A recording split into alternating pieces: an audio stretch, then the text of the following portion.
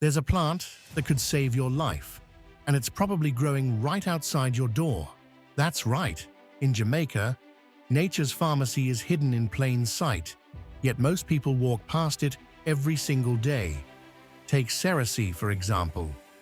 To some, it's just a pesky vine that pops up after a little rain. But to herbalists, it's a miracle worker. Cerasee can help cleanse your blood, ease stomach issues, and even lower blood sugar. And guess what? You won't find this in your average pharmacy aisle. It's been growing wild in your backyard all along.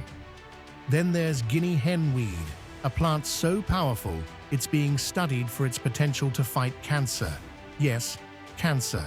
It's also used to boost your immune system and knock out colds like a heavyweight champ.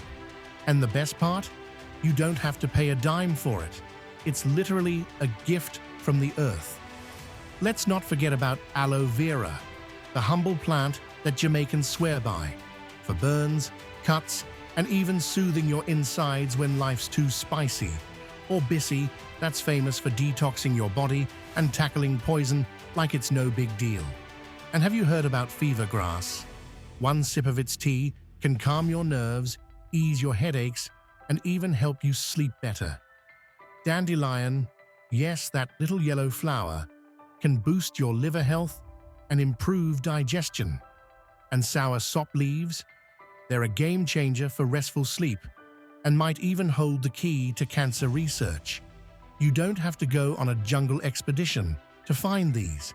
They're everywhere, in your backyard, at the side of the road, even in the cracks of sidewalks, in some places.